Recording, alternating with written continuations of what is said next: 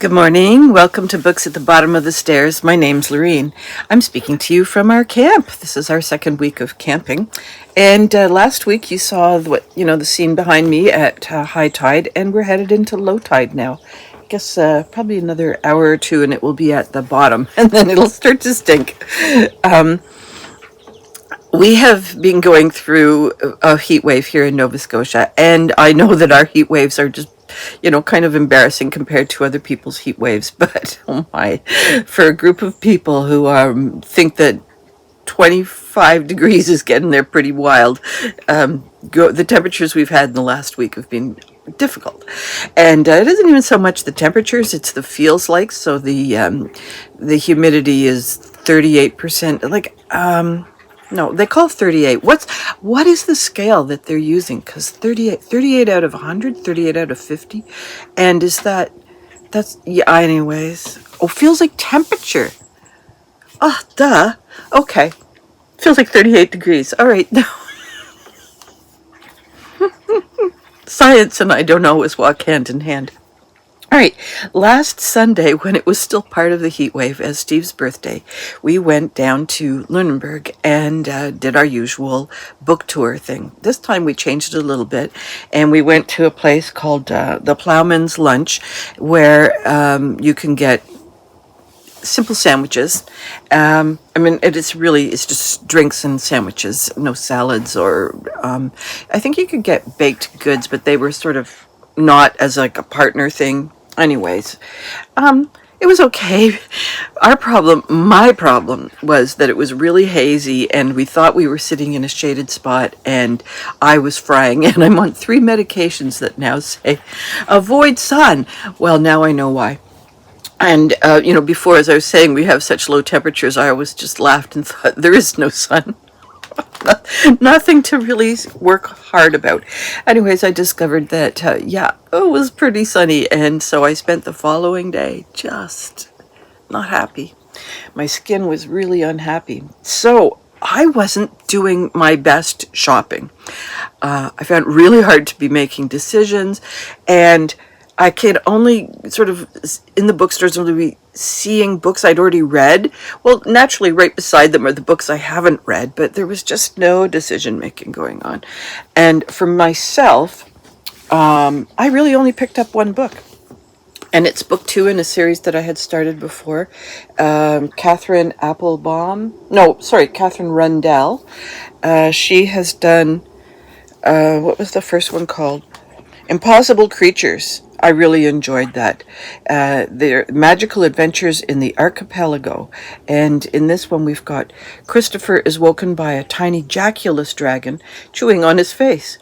He is back in the archipelago. When Anya is woken by the royal chancellor, her stomach fills with dread. She is being banished from the castle. The king has been murdered. The wrong man stands accused. And now Anya can't stay to prove it. Christopher and Anya are about to meet on the back of a sphinx with arrows flying. Perfect for the camp. It's got those nice deckled edges, which was not a selling feature for me, but I can see why people would like it. Why not do this all the time? Why does it have to be a special treat? I don't know. Let's just spread out our joy in the way of book production. So, I'm going to read this sooner than I thought, simply because I am finding, if the temperatures cool down, I'll be okay. But when it's hot, I need something that has a bit more of a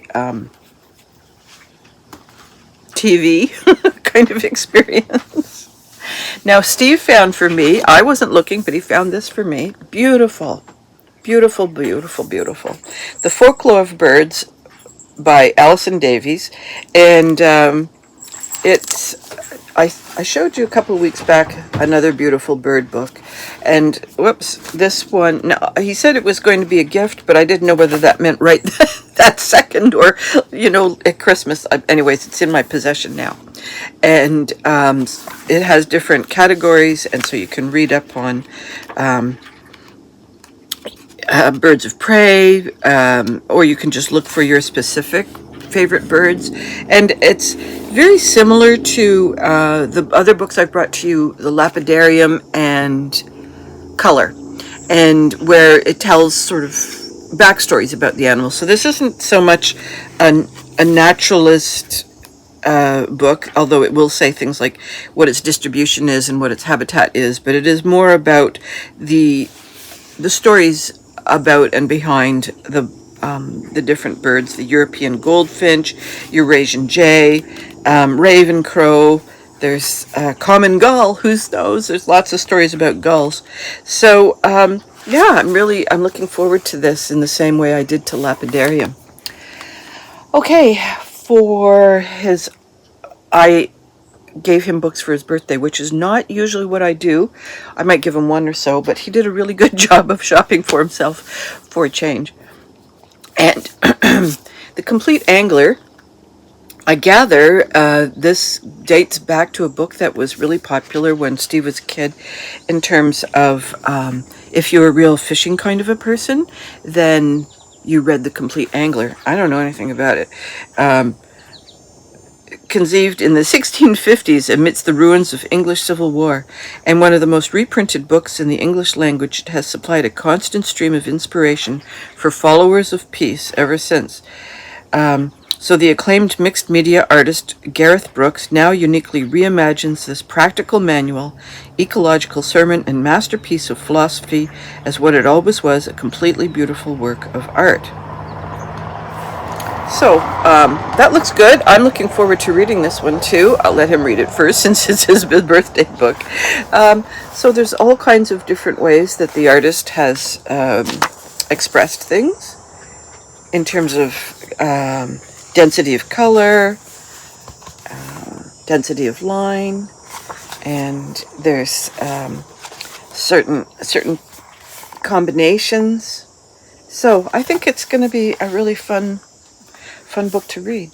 Now, the other book that he bought for himself, for those of you who really like music, go back and fetch it. For the fiddle and the banjo, early black music from the Americas. And this is one of the things Steve really likes about these kinds of books is it will tell a story about the song that he's about to learn. And one of the things with Steve's vision issues is that he's having to memorize a lot more of his music. And I think that's been an interesting challenge for him. But it's also fun to just get to know how the music arose and how it was interpreted. And I think that's probably the funnest part about his music research, is that there are so many interpretations of the different songs. Okay, the other one he picked up was Sailing the Shallows, the lost art of cruising the coast in a small boat. I think it should be the art of losing the small boat while sailing. There's so many. It looks so pretty. It just looks so pretty. And I'm thinking, yeah, but they're on shore, so that's okay. But when they're out on the water, it's like, oh, all the pictures are from when they're sitting on shore. But look at this gal, Helen and Baggy Wrinkle at St. Mawes. Look at her. Why does that look fun? It just looks like she's trapped. There's nowhere to go. There's no bathroom. Anyways, hardly any of these pictures show these small boats at actually in the what do you call it? Under action, under sail, whatever. They're at mooring points, which I guess is much easier to take a picture, obviously. But my experience when you get in a boat is that it moves unreliably. Okay, the other book that he picked up for himself, The Sea Chart. This was, where did we find this? I think we found this in a used bookstore. And, yeah, so I guess The Sea Chart, whatever that kind of. Now, I know, pretty sure, that this is the kind of thing that he and our daughter Phoebe will go like crazy about. They just love these kinds of maps and approaches. It tells you what the depths are, it tells you where the obstacles are, if you know how to read the map. And I think that's the part that they really enjoy, is just reading the maps. But then, of course, there is the south coast of England between Portland and Dover, circa 1620. It's just a weenie book. And I think they'll love it. Now, the other book he picked up, he told me that this was a in front of the fireplace kind of a book. It just looks kind of wintry, doesn't it? Yeah, it does. He's right in terms of the visuals. And oh my goodness, it's got eensy weensy little printing. And what is this about? Tombstone, Arizona during the 1880s. A never land where American virtues are embodied by the Earps and opposite evils in the Clanton gang, where the confrontation at the OK Corral takes on some of the dry purity of the Arthurian joust.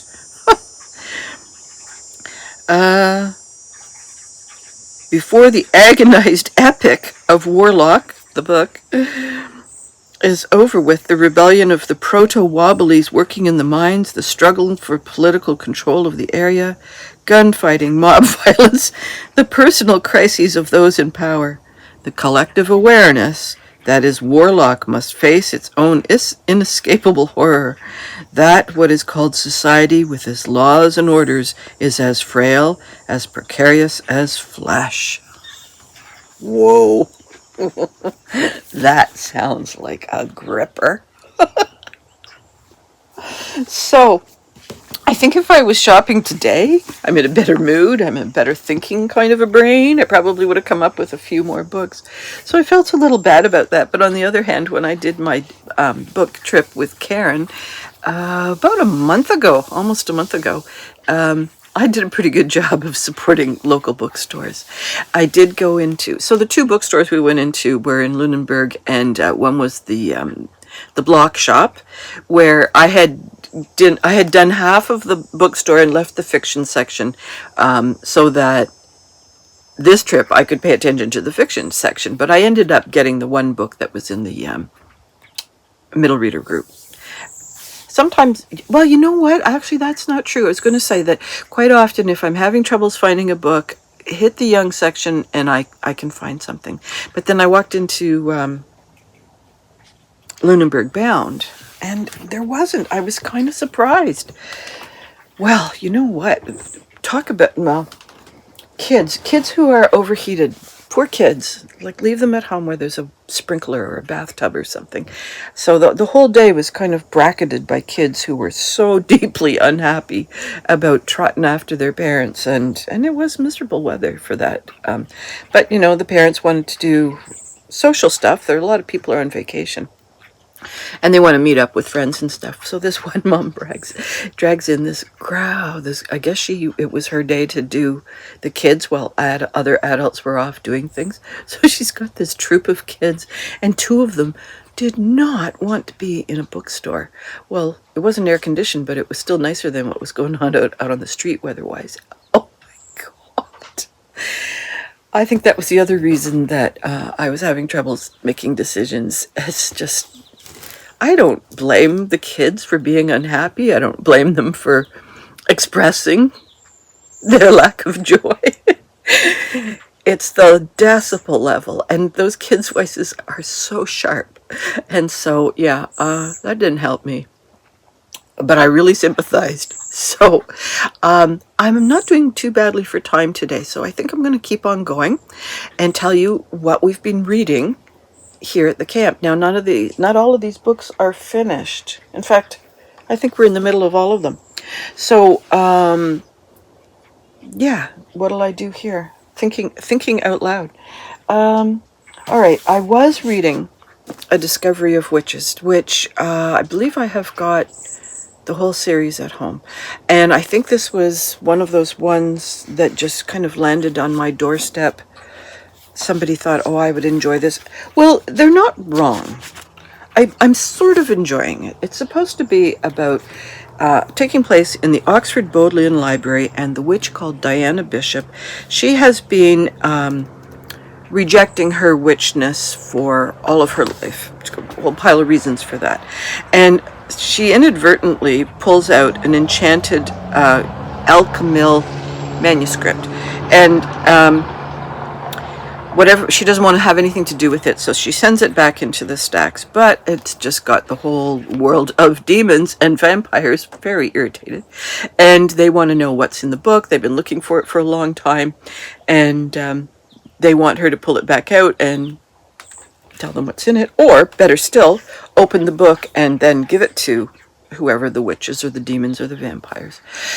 Okay, that's okay, fine, everything's okay, except along comes a vampire really early in the book, and we don't exactly have, yeah, we kind of have insta-love.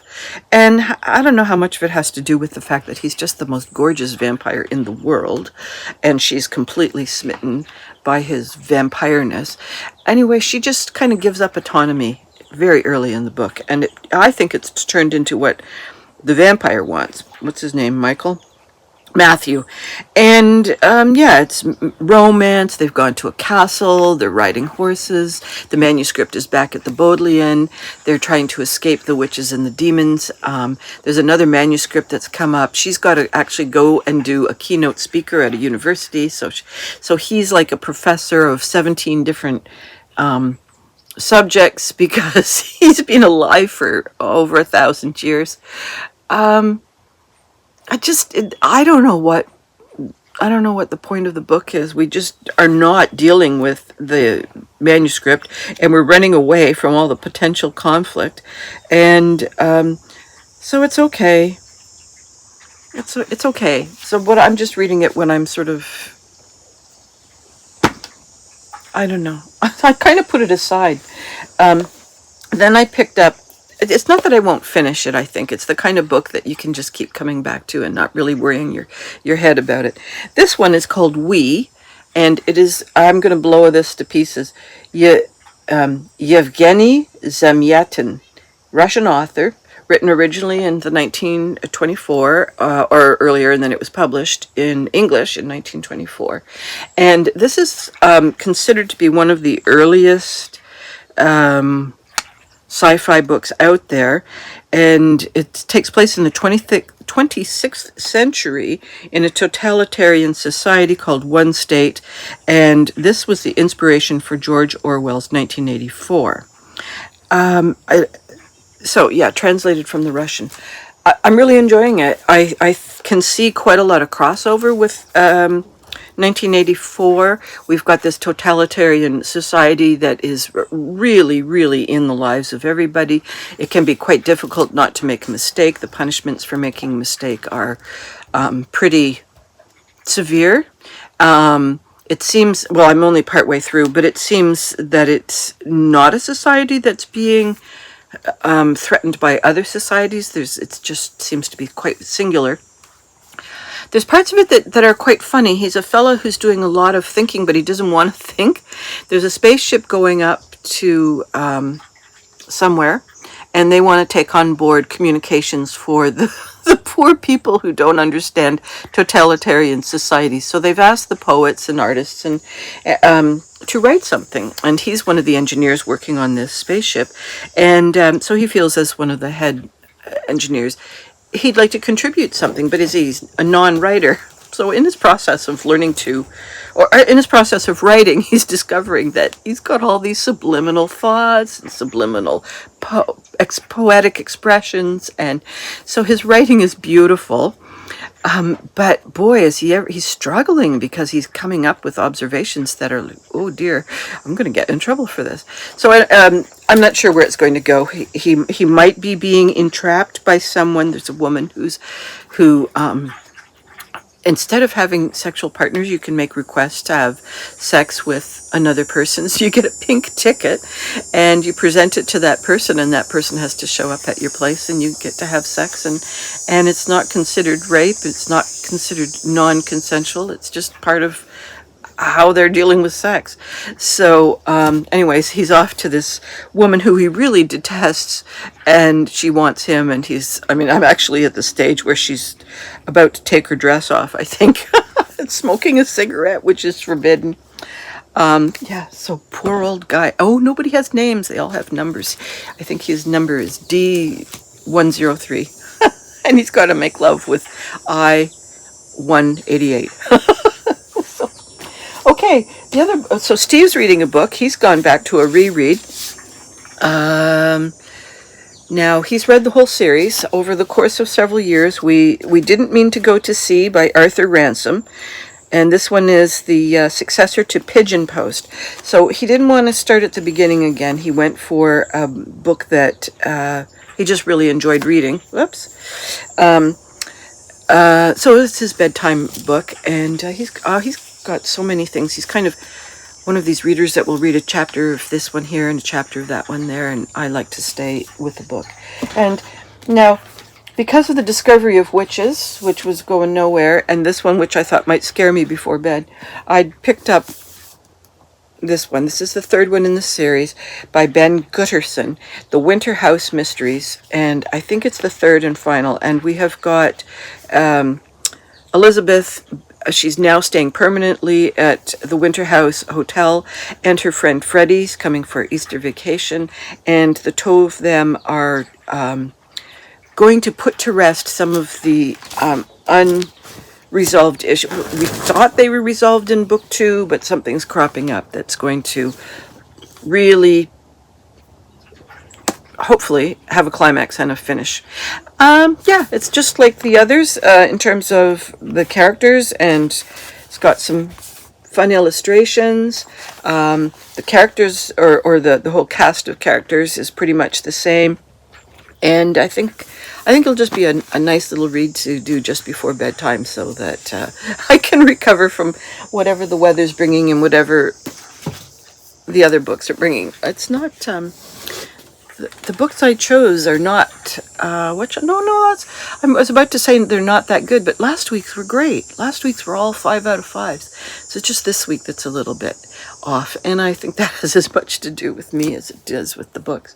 So I think that's it for now. Now, last week I posted late. That was because we basically have no capacity for uploading videos here.